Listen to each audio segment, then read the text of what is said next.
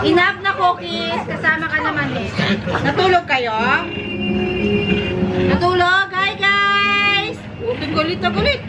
Welcome back to our channel! Tingnan nyo.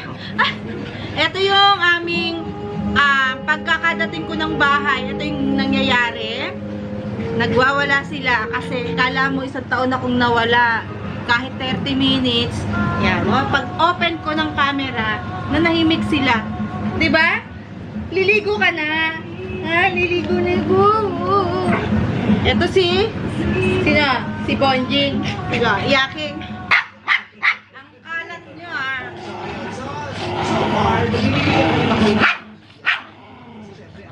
Ito kasi paaway. Maaway kasi ito si Cookies eh. No? Maaway? Okay. Maaway oh. Pakita mo yung kat... Oh, tingnan mo oh. Naaway mo.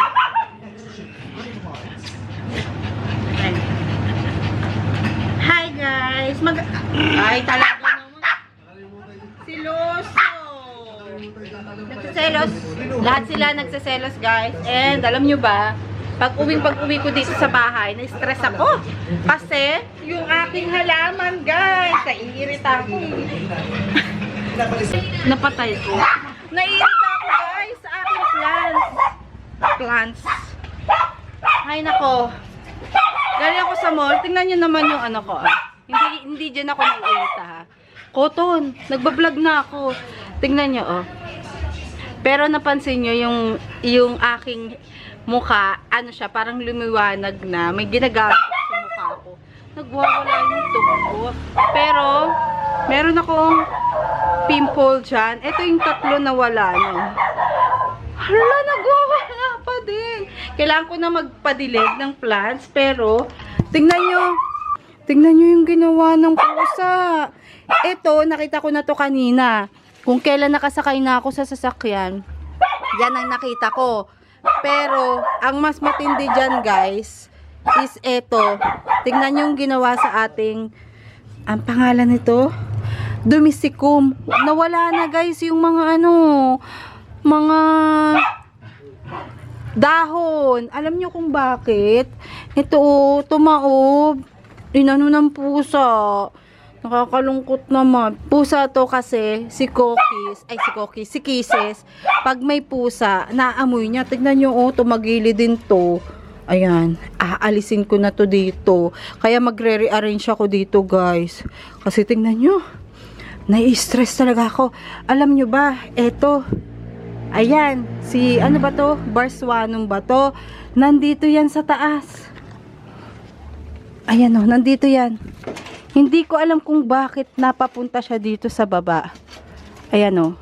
Barswanum. Ayan o. Diyan siya nakalagay. Basta dito sa area na to, ewan ko, hindi ko alam kung hinihigaan siya ng pusa or what. Ano to? Ang tawag doon, putik. Yan, hindi ko alam kung ano bang problema ng mga pusa na yun. Hinahayaan ko na nga sila dito eh. Kaya lang nai-stress talaga ako sa mga yun. Tingnan nyo yung yung ating Thai sunrise. Namatay na kasi yung iba niyan. Tapos yung mga tumutubo, ganyan siya oh. Mga maliliit. So magre-rearrange ako dito. Lagi ko naman binabanggit sa inyo magre-rearrange ako. Hindi naman ginagawa. Kailangan pang itapo ng pusa bago alisin, bago ayusin. Tingnan nyo guys, oh, pinutol ng pusa. Pinutol talaga, ang dami. Kawawa naman tong si Domestico. Papropagate ko na lang to guys. Yan oh, propagate na lang natin. Kaysa nai-stress ako dito. Total, madami naman siya na aerial roots. Yan. Kaysa nai-stress ako dito guys. Yan. Tapos, wala na eh. Wala na siya eh. Gupitin ko lang siya. Tapos i-air dry ko. Hala? Ay, putol nga pala to. Yan. Ginupit ko lang para yan. Ito na lang yung natira. Tanggalin ko to. Paglabas ko ng sasakyan, yun agad yung unang nakita ko. So, parang kumabog yung dibdib ko. Kasi dun sa area na yun, yung pinakadulo na yun, yung gitna na yan, is palagi ko yung na-check kahit na nandito lang ako sa area na to. Sisilipin ko, alam ko pag may nalaglag. So ngayon, kakain na muna kami. Anong oras na? 1:30 na siguro. And galing kasi kami sa mall. Bumili ng exchange gift ni Habi sa office. Sige, kain na kayo. Tignan nyo. Diba? Narinig nyo, nagwawala yung mga dog ko.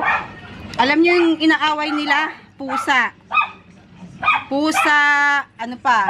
Aso na malalaki. Oton, tama na. Ito, isa nga na lang. Kasi meron naman siyang aerial roots. Buti na lang, hindi gaanong araw dito. Kaya ilalagay ko muna siya dito. Air dry muna natin. Ito yung top cut. Tingnan nyo yung alaga ko. Cotton! Nagwawala. Ilagi nilang inaaway si lolo nila pag nakikita. Hindi kasi sila pinapansin. Every time na dadaan yung father-in-law ko, parang ano, inaaway nila. Hindi kasi sila pinapansin. Gusto nila yung lalambingin. O yung hahawak-hawakan. Yan, nilalagyan ko lang. Ang daming mga naputol na dahon. Na-stress talaga ako ng bongga. Paulit-ulit ako talaga guys. Kasi talagang na ano ko. Ang lalaki na ng dahon nun guys. Ito pa oh. Ayan, yung pinakikita ko sa inyo. Tanggalin ko na. May dalawa tayo ditong may dahon. Tapos ito nawala na. Tapos madami pa. Ito yung mga nawala ng dahon. 5. 1, 2, 3, 4, 5. Yan. 5 yung nawala ng dahon. Tapos meron dito. Ganda pa naman ang variegation nito eh. Ayan o. Full na. Or meron pa naman konting green. Ayan. So dito muna siya. And then mamaya aanihin ko yan. Itatanim ko. Nagche-check lang ulit ako dito sa garden. Dahil umulan. Umulan ng 2 days. Ganito yung ginagawa ko guys pag umuulan. For example na anuhan na to. Nadiligan na. Ito, ibabaliktad ko to or etong nandito sa harapan, ilalagay ko doon sa likod. Ito rin. Mga ganon. Ito, ganon din. Tapos, bago ako matulog sa gabi, ibabalik ko na ulit. Kasi, ayun o, pag maganda talaga yung tubo, pag madami, pag ano, tubig ulan, may mga bagong tubo na o. Ayan. Ayan. Tapos ito oh, ang laki na. Buyag. Tapos, alin pa dito yung may mga bagong tubo akong nakikita. Madami guys ako mga nakikita dito mga bagong tubo. Ayan oh. Ayun pa. Yun oh. Ito pa. 2 days yan guys ha. Tapos ito naman si Wilbur grapes. Parang nagkakaroon siya ng mahabang stalk. Ito pa oh. Teka, meron pa dito eh.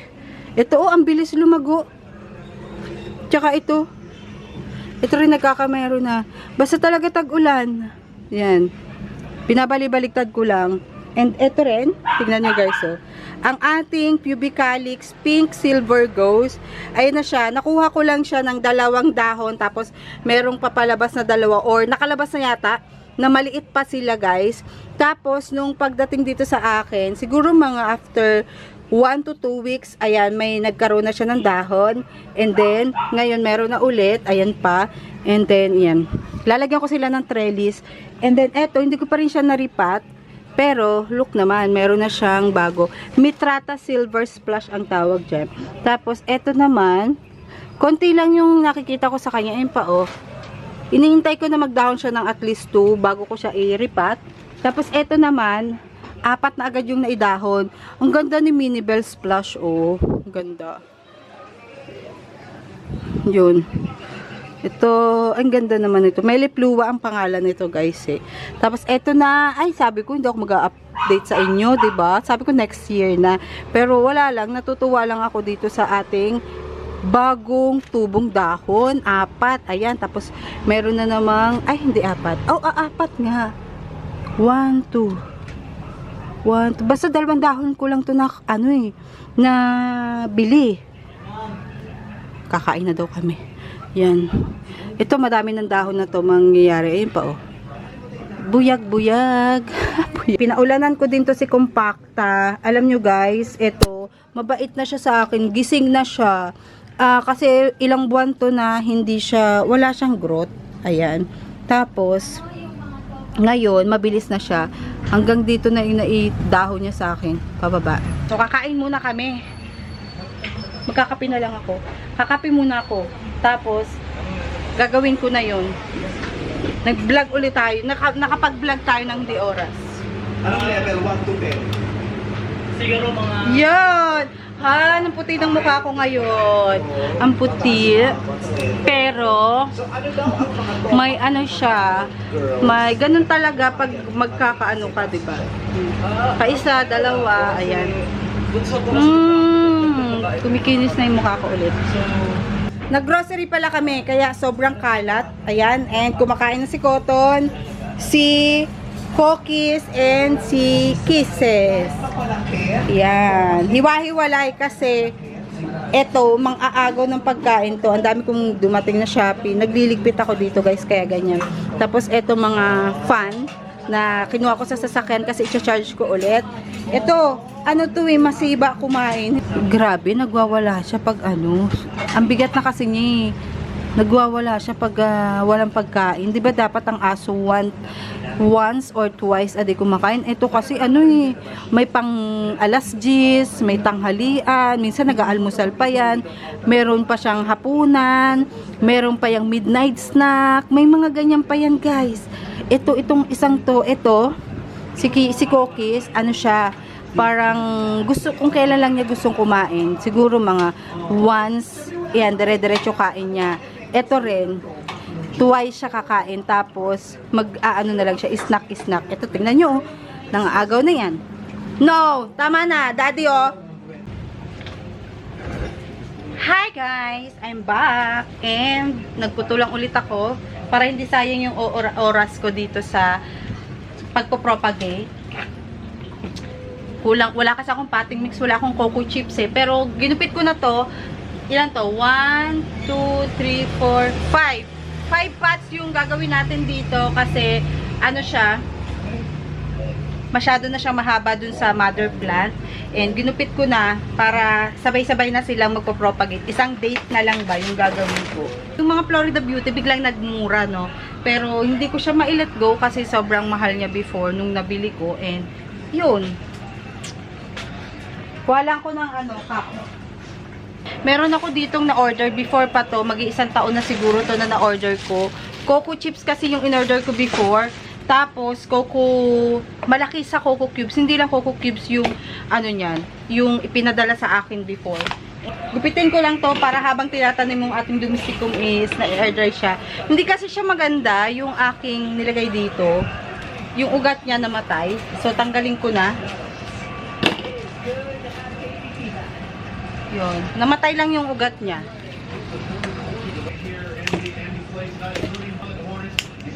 Yan. Nasasawa na ba kayo sa ating pagpo-propagate? Pasensya na kayo guys ha. Wala kasi akong ma-share sa inyong video ngayon. Kaya ito na lang muna. Total unexpected may nangyari dun sa garden. Yan. Mabilis si Florida Beauty na magdahon. Hindi ko na nahintay tong pagbuka nitong isang to. Actually, asan ba yung pinakadulo? Ito. Hindi. Ito. Ito guys, oh. Ito yung hinihintay kong bumuka nung nakaraan. Kaya lang, ano siya, naabutan ulit nito. And then, ito naman, nung hinihintay kong bumuka, meron na naman ng ganito. So, mabilis siya, no? Air dry lang natin. And then, propa. Hindi ko na nilinis yung mga ganito. Ito yung sa Hoya eh. Nung may namatay akong, I think dalawang Hoya yata yung namatay ko. Hindi pa kasi ako noon marunong mag-propagate ng Hoya. And yun, napatay ko siya.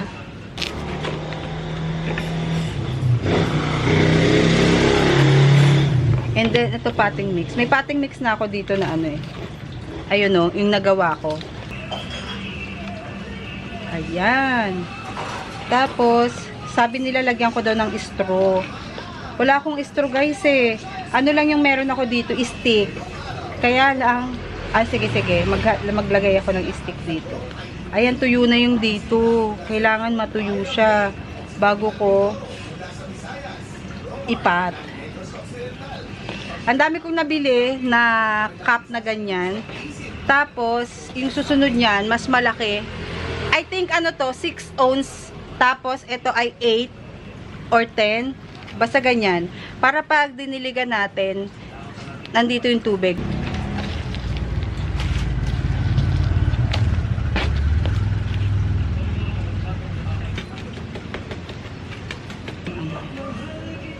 Ganyan.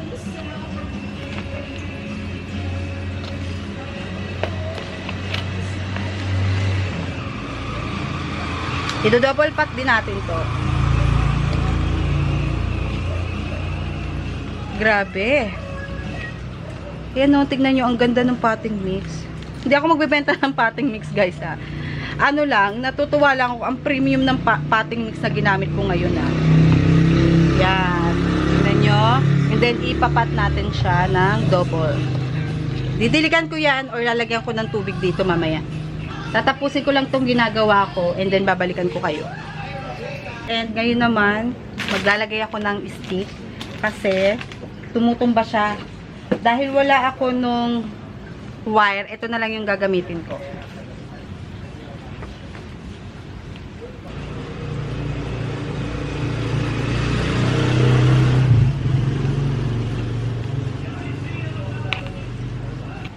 Tapos dadagdagan lang.